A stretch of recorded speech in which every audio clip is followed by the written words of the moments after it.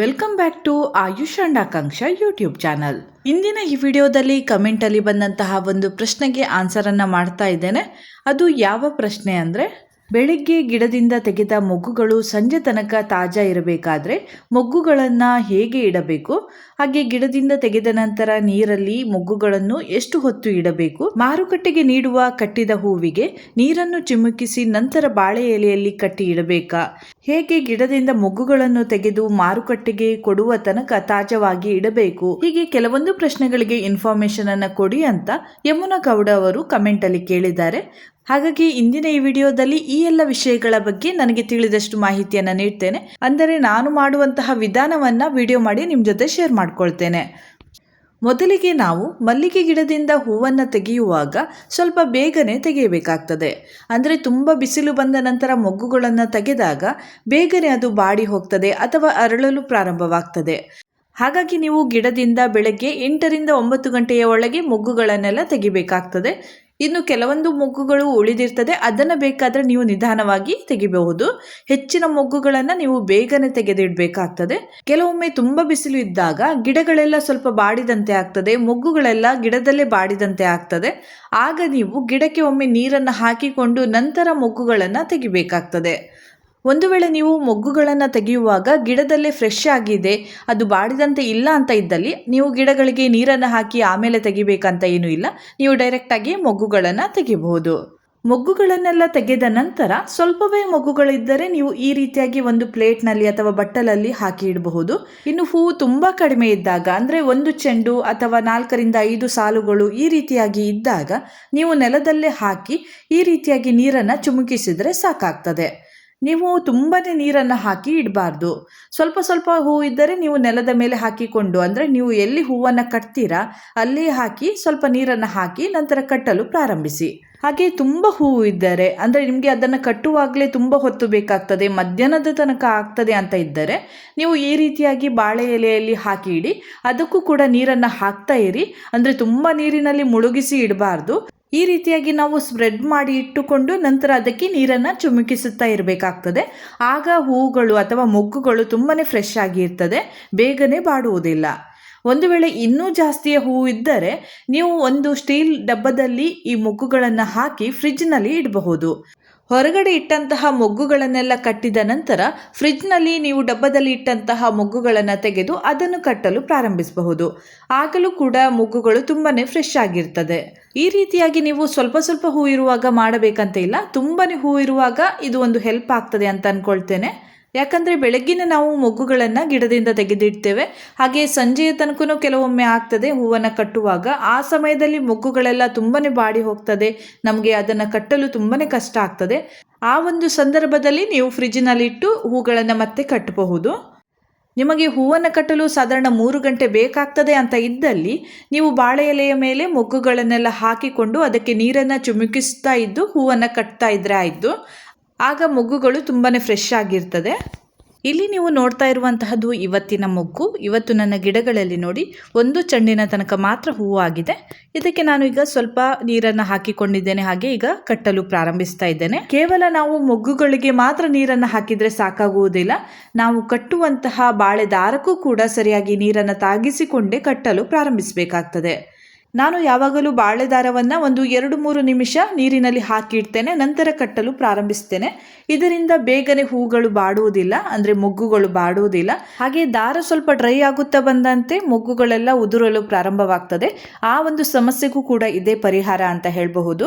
ಅಂದರೆ ನಾವು ಸರಿಯಾಗಿ ಈ ದಾರಕ್ಕೂ ಕೂಡ ನೀರನ್ನು ತಾಗಿಸಿಕೊಳ್ತಾ ಇರಬೇಕಾಗ್ತದೆ. ನಾವು ಹೂವನ್ನು ಕಟ್ಟುವಾಗ ಮಾತ್ರವಲ್ಲದೆ ಮಾರುಕಟ್ಟೆಗೆ ಹೋಗಿ ನೋಡಿದಾಗ, ಅಂದರೆ ಹೂವಿನ ಅಂಗಡಿಗೆ ಹೋಗಿ ನೋಡಿದಾಗ ಅವರು ಕೂಡ ಈ ಶಂಕರಪುರ ಮಲ್ಲಿಗೆಗೆ ಆಗಾಗ ನೀರನ್ನು ಹಾಕ್ತಾ ಇರ್ತಾರೆ. ಯಾಕಂದರೆ ಅದು ಅಲ್ಲಲ್ಲಿ ಬಿಡಿಸಿ ಹೋಗಬಾರ್ದು, ಹಾಗೆಯೇ ಬಾಡಿ ಹೋಗಬಾರ್ದು ಅಂತ. ಹಾಗೆ ನೀವು ಎಷ್ಟು ಹೊತ್ತು ಮಲ್ಲಿಗೆ ಮೊಗ್ಗನ್ನು ನೀರಿನಲ್ಲಿ ಹಾಕಿ ಇಡಬಹುದು ಅಂತ ಕೇಳಿದ್ರಿ. ನನ್ನ ಪ್ರಕಾರ 5ರಿಂದ 10 ನಿಮಿಷಗಳ ಕಾಲ ಮಾತ್ರ ನೀವು ಹೆಚ್ಚಿನ ನೀರಿನಲ್ಲಿ ಈ ಮೊಗ್ಗುಗಳನ್ನು ಇಡಬಹುದು. ಅದಕ್ಕಿಂತ ಜಾಸ್ತಿ ಹೊತ್ತು ನೀವು ಮೊಗ್ಗುಗಳನ್ನು ನೀರಿನಲ್ಲಿ ಹಾಕಿ ಇಟ್ಟರೆ, ಅಂದರೆ ತುಂಬ ನೀರಿನಲ್ಲಿ ಈ ಸ್ವಲ್ಪ ಮೊಗ್ಗುಗಳನ್ನು ಹಾಕಿ ಇಟ್ಟರೆ ಮೊಗ್ಗುಗಳು ಅಲ್ಲೇ ಹಾಳಾಗಲು ಪ್ರಾರಂಭವಾಗ್ತದೆ. ಹಾಗೆ ಸ್ವಲ್ಪ ಹೊತ್ತಿನಲ್ಲಿ ಅದು ಕೆಂಪಗಾಗಲು ಪ್ರಾರಂಭವಾಗ್ತದೆ. ಹಾಗೆ ನೀರು ತುಂಬಿಕೊಂಡು ತುಂಬಾ ಮೃದು ಆಗಲು ಪ್ರಾರಂಭವಾಗ್ತದೆ. ಇನ್ನು ತುಂಬ ನೀರಿನಲ್ಲಿ ಹಾಕಿ ಇಟ್ಟಾಗ ನಾವು ಹೂವನ್ನು ಕಟ್ಟಿ ಅವರಿಗೆ ಕೊಡುವಾಗ ಸರಿ ಇರ್ತದೆ, ಆದರೆ ಸಂಜೆಯ ನಂತರ ಅದು ಅಲ್ಲೇ ಕೆಂಪಗಾಗಲು ಪ್ರಾರಂಭವಾಗ್ತದೆ. ಹಾಗಾಗಿ ನಾವು ಈ ಮಲ್ಲಿಗೆ ಮೊಗ್ಗನ್ನು ತುಂಬ ಹೊತ್ತು ನೀರಿನಲ್ಲಿ ಹಾಕಿಡಬಾರ್ದು. ಅಂದರೆ ಸ್ವಲ್ಪ ಸ್ವಲ್ಪ ನೀರು ಇದ್ದರೆ ಪರವಾಗಿಲ್ಲ, ಆದರೆ ತುಂಬ ನೀರಿನಲ್ಲಿ ಈ ಮಲ್ಲಿಗೆ ಹೂವನ್ನು ನೆನೆಸಿದಂತೆ ನಾವು ಅಷ್ಟು ನೀರನ್ನು ಹಾಕಿ ಇಡಬಾರ್ದು. ನೀರು ಹಾಕಿದರೆ ಮಲ್ಲಿಗೆ ಮೊಗ್ಗುಗಳು ಹಾಳಾಗ್ತದೆ ಅಂತ ನೀರನ್ನು ತಾಗಿಸದೇ ಇರಬೇಡಿ. ಆಗಾಗ ನೀರನ್ನು ಹಾಕ್ತಾ ಇರಿ, ಆದರೆ ಚಿಮುಕಿಸುತ್ತಾ ಇರಿ. ಅಂದರೆ ದೊಡ್ಡ ಪಾತ್ರೆಯಲ್ಲಿ ನೀರನ್ನು ತುಂಬಿಸಿ ಅದರಲ್ಲಿ ಹಾಕಿ ಇಡಬೇಡಿ. ಅಗಲವಾದ ಒಂದು ಪಾತ್ರೆಯಲ್ಲಿ ನೀರನ್ನು ಹಾಕಿ ಇಡಬಹುದು. ಅಂದರೆ ಅದು ಮೇಲೆ ಇರ್ತದೆ, ತುಂಬ ಮುಳುಗುವುದಿಲ್ಲ. ಆ ರೀತಿ ಕೂಡ ಮಾಡಬಹುದು. ನಾವು ಪ್ರಾರಂಭದಲ್ಲಿ ಬಾಳೆದಾರಕ್ಕೆ ನೀರನ್ನು ಹಾಕಿ ಕಟ್ಟಲು ಪ್ರಾರಂಭಿಸುತ್ತೇವೆ, ಆದರೂ ಕೂಡ ಮಧ್ಯ ಮಧ್ಯದಲ್ಲಿ ಪುನಃ ಅದಕ್ಕೆ ನೀರನ್ನು ತಾಗಿಸಿಕೊಂಡು ಕಟ್ಟುತ್ತಾ ಬರಬೇಕಾಗ್ತದೆ. ಕಟ್ಟಿದಂತಹ ಹೂವಿನ ಮಾಲೆಯನ್ನು ನಾವು ಸರಿಯಾಗಿ ಜೋಡಿಸಿಕೊಂಡು ಚೆಂಡನ್ನು ಮಾಡುವಾಗಲೂ ಕೂಡ ಅದಕ್ಕೆ ಸ್ವಲ್ಪ ಸ್ವಲ್ಪ ನೀರನ್ನು ಹಾಕುತ್ತಾ ನಾವು ಚೆಂಡನ್ನು ಮಾಡಬೇಕಾಗ್ತದೆ. ಇಲ್ಲಿ ನೀವು ನೋಡ್ತಾ ಇರುವಂತಹದ್ದು ಇವತ್ತು ನಾನು ಕಟ್ಟಿದಂತಹ ಮಲ್ಲಿಗೆ ಮೊಗ್ಗುಗಳು. ನಾನು ಈ ರೀತಿಯಾಗಿ ಚೆಂಡನ್ನು ಮಾಡಿದ ನಂತರವೂ ಕೂಡ ಸ್ವಲ್ಪ ಸ್ವಲ್ಪವೇ ನೀರನ್ನು ಹಾಕ್ತೇನೆ. ಇಲ್ಲಿ ನೀವು ನೋಡ್ತಾ ಇರಬಹುದು, ಈ ರೀತಿಯಾಗಿ ಸ್ವಲ್ಪ ಸ್ವಲ್ಪ ನೀರನ್ನು ಹಾಕಿಕೊಳ್ಬೇಕು. ಒಂದು 2-3 ಬಾರಿ ಆದರೂ ಈ ರೀತಿಯಾಗಿ ಹಾಕಿಕೊಳ್ಬೇಕು. ಕೆಲವರು ಕಟ್ಟಿದ ಹಾಗೆ ಈ ರೀತಿಯಾಗಿ ಚೆಂಡನ್ನು ಮಾಡುತ್ತಾ ಇರ್ತಾರೆ, ಕೆಲವರು ಹಾಗೆ ಉದ್ದಕ್ಕೆ ಕಟ್ಟಿಕೊಂಡು ಹೋಗ್ತಾ ಇರ್ತಾರೆ. ಏನೇ ಮಾಡಿದರೂ ಕೂಡ ಕಟ್ಟಿದ ಒಂದು 5 ನಿಮಿಷಕ್ಕೆ ಒಮ್ಮೆ ಆದರೂ ಅದಕ್ಕೆ ನೀರನ್ನು ಹಾಕ್ತಾ ಇರಿ, ಆಗ ಹೂವು ತುಂಬಾ ಫ್ರೆಶ್ ಆಗಿರ್ತದೆ. ಹಾಗೆ ಇಲ್ಲಿ ನಾನು ಬಾಳೆ ಎಲೆಯನ್ನು ತೆಗೆದುಕೊಂಡಿದ್ದೇನೆ, ಇದಕ್ಕೂ ಕೂಡ ಸ್ವಲ್ಪ ನೀರನ್ನು ಹಾಕಿಕೊಂಡಿದ್ದೇನೆ. ಹಾಗೆ ಕಟ್ಟಿದಂತಹ ಈ ಮಲ್ಲಿಗೆಯ ಚೆಂಡನ್ನು ಇಡ್ತಾ ಇದ್ದೇನೆ. ನಿಮ್ಮ ಬಳಿ ಎಷ್ಟು ಚೆಂಡು ಇದೆಯೋ ಅಷ್ಟನ್ನು ಇಡಬೇಕು. ಹಾಗೆ ನೀರನ್ನು ಸ್ವಲ್ಪ ಹಾಕಿಕೊಂಡ್ರೆ ಸಾಕಾಗ್ತದೆ, ಯಾಕಂದರೆ ನಾವು ಆಲ್ರೆಡಿ ಹಾಕಿರ್ತೇವೆ. ಹಾಗೆ ಈ ರೀತಿಯಾಗಿ ಫೋಲ್ಡ್ ಮಾಡಿ ಇದಕ್ಕೆ ದಾರದಿಂದ ಕಟ್ಟಬೇಕಾಗ್ತದೆ. ಇಷ್ಟು ಆದ ನಂತರ ಒಂದು ತಟ್ಟೆಯಲ್ಲಿ ನೋಡಿ ನೀರನ್ನು ಹಾಕಿದ್ದೇನೆ. ಇದರಲ್ಲಿ ಈಗ ನಾನು ಕಟ್ಟಿದಂತಹ ಮಲ್ಲಿಗೆಯನ್ನು ಇಡ್ತಾ ಇದ್ದೇನೆ. ನಾನು ಪ್ರತಿದಿನ ಎಷ್ಟೇ ಹೂ ಇದ್ದರೂ ಕೂಡ ಇದೇ ರೀತಿಯಾಗಿ ಇಡ್ತೇನೆ. ಬಟ್ಟಲಲ್ಲಿ ನೀರನ್ನು ಹಾಕಿ ಅದರ ಮೇಲೆ ನಾನು ಕಟ್ಟಿದಂತಹ ಹೂವು ಇಟ್ಟಿರ್ತೇನೆ. ಅವರು ಬಂದು ತೆಗೆದುಕೊಂಡು ಹೋಗ್ತಾರೆ. ನಾವು ಈ ರೀತಿಯಾಗಿ ಮಾಡುವುದರಿಂದ ಹೂವು ಫ್ರೆಶ್ ಆಗಿರ್ತದೆ, ಸಂಜೆಯ ತನಕನೂ ಕೂಡ ಫ್ರೆಶ್ ಆಗಿರ್ತದೆ. ಸ್ವಲ್ಪ ಹೊತ್ತು ಆದಮೇಲೆ ಅದನ್ನು ಆಚೆ ಈಚೆ ಬೇಕಾದರೂ ಮಾಡ್ಕೊಳ್ಬಹುದು. ಆಗ 2 ಸೈಡ್ನಲ್ಲೂ ಕೂಡ ಹೂವು ಫ್ರೆಶ್ ಆಗಿ ಇರ್ತದೆ. ಒಂದು ವೇಳೆ ನಿಮ್ಮ ಗಿಡಗಳಲ್ಲಿ ತುಂಬ ಹೂವು ಆಗ್ತಾ ಇದ್ದರೆ ನೀವು ಸ್ವಲ್ಪ ಮೊಗ್ಗುಗಳನ್ನು ಕಟ್ಟಿ ಅದನ್ನು ಚೆಂಡು ಮಾಡಿ ಈ ರೀತಿಯಾಗಿ ನೀರಿನಲ್ಲಿ ಹಾಕಿ ಇಡಿ. ನಂತರ ಉಳಿದಂತಹ ಮೊಗ್ಗುಗಳನ್ನು ಕಟ್ಟುತ್ತಾ ಹೋಗಿ. ಆಗ ಮೊದಲು ಕಟ್ಟಿದಂತಹ ಹೂವು ಸ್ವಲ್ಪನೂ ಕೂಡ ಬಾಡುವುದಿಲ್ಲ, ಹಾಗೆ ಫ್ರೆಶ್ ಆಗಿ ಇರ್ತದೆ. ಈಗ ಬೇಸಿಗೆ ಆಲ್ರೆಡಿ ಸ್ಟಾರ್ಟ್ ಆಗಿದೆ, ತುಂಬಾ ಬಿಸಿಲು ಇದೆ. ಈ ರೀತಿಯಾದ ಒಂದು ವಾತಾವರಣದಲ್ಲಿ ಮಲ್ಲಿಗೆ ತುಂಬಾ ಆಗ್ತದೆ. ಹಾಗೆ ತುಂಬ ಮಲ್ಲಿಗೆ ಆದರೂ ಕೂಡ ಅದು ಬೇಗನೆ ಬಾಡಲು ಪ್ರಾರಂಭವಾಗ್ತದೆ. ಹಾಗಾಗಿ ಈ ಒಂದು ಮೆಥಡನ್ನು ನಾವು ಫಾಲೋ ಮಾಡುವುದರಿಂದ ಹೂವು ಫ್ರೆಶ್ ಆಗಿ ಇರ್ತದೆ. ನಾನು ಇದೇ ಮೆಥಡನ್ನು ಫಾಲೋ ಮಾಡ್ತೇನೆ, ಹಾಗಾಗಿ ನಾನು ಇದನ್ನೇ ನಿಮಗೆ ತಿಳಿಸಿದ್ದೇನೆ. ನಾನು ಕಟ್ಟಿದಂತಹ ಹೂವನ್ನು ಅವರೇ ಇಲ್ಲಿಗೆ ಬಂದು ತೆಗೆದುಕೊಂಡು ಹೋಗುವುದರಿಂದ ನಾನು ತಟ್ಟೆಯಲ್ಲಿ ನೀರನ್ನು ಹಾಕಿ ಅದರಲ್ಲಿ ಹೂವನ್ನು ಇಟ್ಟಿರ್ತೇನೆ, ಅವರು ತೆಗೆದುಕೊಂಡು ಹೋಗ್ತಾರೆ.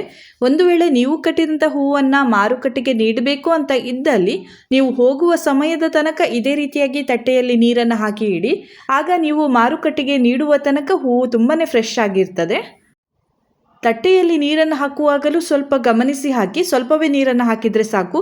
ಆ ಹೂವು ಮುಳುಗಷ್ಟು ನೀರನ್ನು ಹಾಕಬೇಡಿ, ಸ್ವಲ್ಪವೇ ನೀರನ್ನು ಹಾಕಿ ಅದರಲ್ಲಿ ಇಡಿ. ಒಂದು ವೇಳೆ ನಿಮ್ಮ ಬಳಿ ತುಂಬ ಹೂವು ಇದೆ ಅಂತ ಇದ್ದಲ್ಲಿ ಸ್ವಲ್ಪ ದೊಡ್ಡ ಪಾತ್ರೆಯಲ್ಲಿ ಹಾಕಿಟ್ರೆ ಆಯಿತು. ಆಗಲೂ ಕೂಡ ಸ್ವಲ್ಪ ಪ್ರಮಾಣದಲ್ಲಿ ನೀರನ್ನು ಹಾಕಿ ಇಡಿ. ಹೀಗೆ ಇಂದಿನ ಈ ವಿಡಿಯೋದಲ್ಲಿ ನೀವು ಕೇಳಿದಂತಹ ಪ್ರಶ್ನೆಗೆ ನನಗೆ ತಿಳಿದಷ್ಟು ಮಾಹಿತಿಯನ್ನು ನೀಡಿದ್ದೇನೆ. ಇಲ್ಲಿಗೆ ಇಂದಿನ ಈ ವಿಡಿಯೋವನ್ನು ಮುಗಿಸ್ತಾ ಇದ್ದೇನೆ. ಮುಂದಿನ ವಿಡಿಯೋದೊಂದಿಗೆ ಮತ್ತೆ ಭೇಟಿಯಾಗ್ತೇನೆ.